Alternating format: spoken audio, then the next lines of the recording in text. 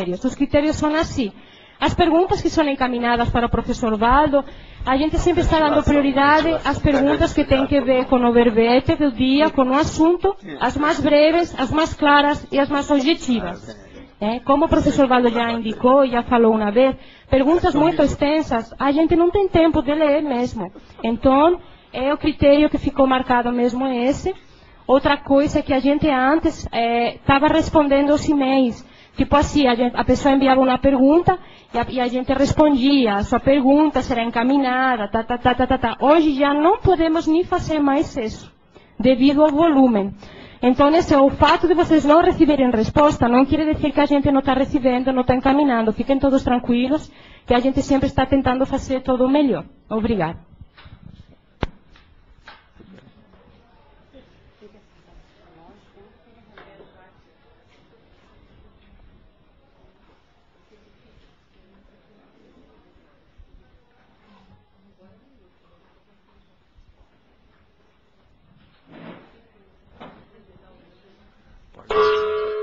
Tertúlia.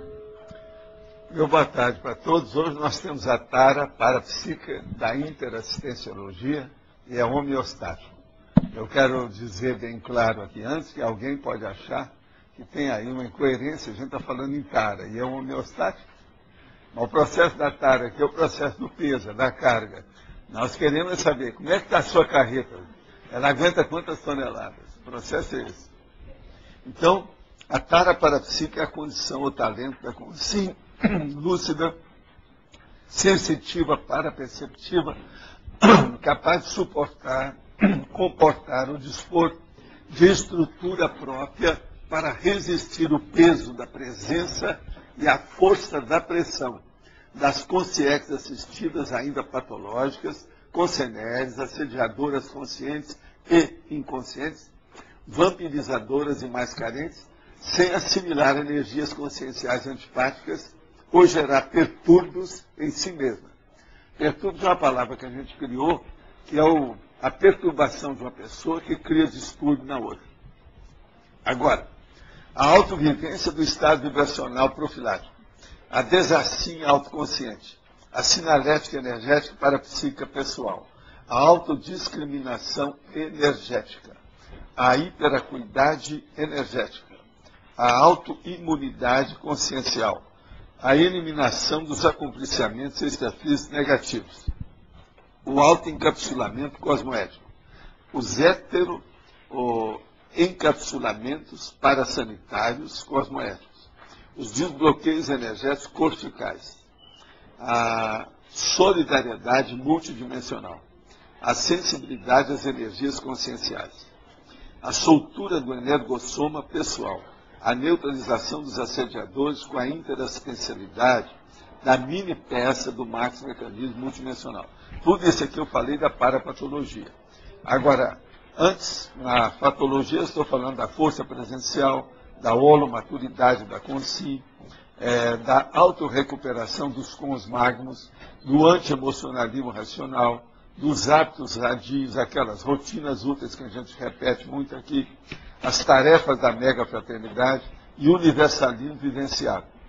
Agora, há uma série de logias que nós estamos falando e, na condição de talento potencial e conquista evolutiva, a tara parapsíquica é a característica essencial da saída da consciência, homem ou mulher, do nível da mediocridade evolutiva.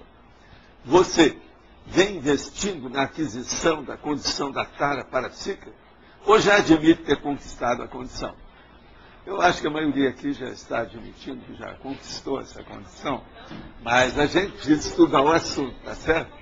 Sei lá, entende? É sempre bom estudar, né? Agora, tem aqui umas perguntas, eu já vou aproveitar para responder. Estou com 32 anos e desde os 18 anos sofro de enxaquecas. Já fiz vários tratamentos, mas não consegui acabar com as crises. O senhor indica algum trabalho energético específico para esse caso?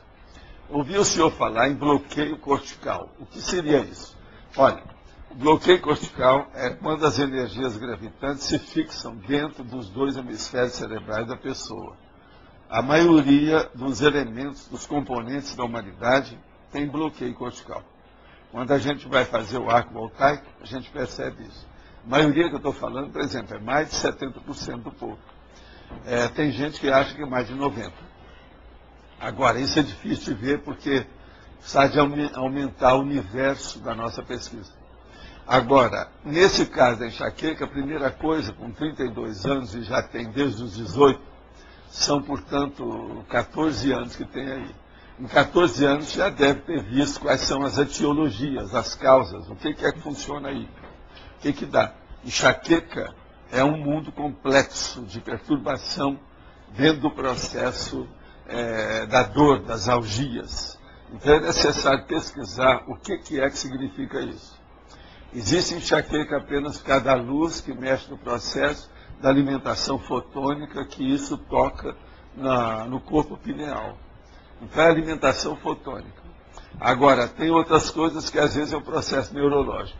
Outras coisas é um problema, por exemplo, de circulação. Ou seja, a torrente circulatória com problema aqui, etc., tal, que junta com a cabeça. Uma outra coisa são alterações mesmo, que muito obscuras ainda, dos neurotransmissores na cabeça da pessoa. Também tem alteração que dá como consequência essas dores de modo indireto. De modo que o trabalho energético, a pessoa tem que trabalhar, e o ideal seria que alguém fizesse o arco voltaico em você, até ver como é que você reage. Fazer uma série de sessões, por exemplo, 10, todo dia. 10 sessões. E ver como é que fica. A partir disso, pode ser que vai ter alguma melhora de alguma coisa. Se não melhora e tira com a mão, pelo menos melhora com uma temporada muito maior. As crises ficam mais espaçadas.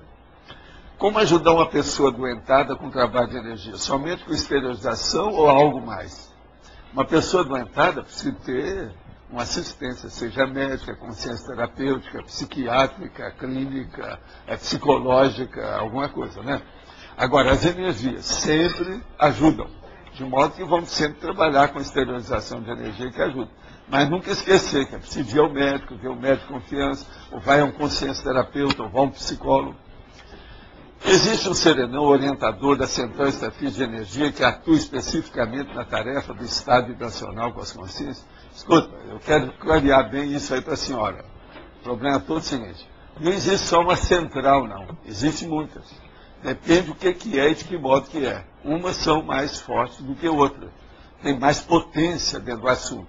Agora, quem orienta essas centrais da estatística toda, lá em cima são os serenões. Isso é o que nós chamamos de Conselho Invisível, ou Colégio Invisível dos Serenões. Agora, os orientadores evolutivos comandam a organização administrativa ou para-administrativa desse assunto. De modo que o processo é esse. Agora, é lógico que na tarefa do Estado Vibracional, na TENEPS, na UFIEX, na interassistencialidade de modo geral, essas centrais todas funcionam. E principalmente essa da energia, CEE, como nós chamamos. Eu quero dizer para vocês que a União Internacional dos Escritores da Conscienciologia já escolheu um nome para a União. É Uniescon. U-N-I-E-S-C-O-N. Uniescon, quer dizer, União Internacional dos Escritores da Conscienciologia. Tá certo? União Internacional dos Escritores da Uniescon.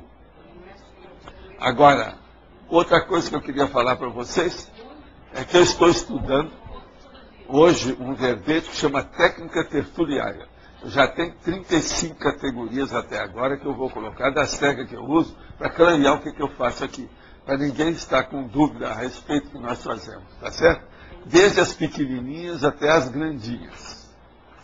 Uma outra coisa que eu queria falar para vocês, para a gente só pensar, na história do belicismo, nós não podemos esquecer uma coisa muito séria. Há um país que assinou por 2 vezes a rendição incondicional desse país. No dia 11 de novembro de 1918 e no dia 9 de maio de 1945. Esse país é a Alemanha. É bom vocês pensarem tudo isso, porque se um país, num século, teve 2 rendições incondicionais, Vocês vejam como é quando as pessoas juntam o que não tem. Fizeram uma rendição, jogaram a toalha, o país inteiro se rendeu, perdeu a guerra. A Primeira Guerra Mundial, a Alemanha. Eles foram se preparando para ter uma segunda, perderam a segunda. Abriu o olho com isso. Vamos abrir o olho. Se a reunião de consciência,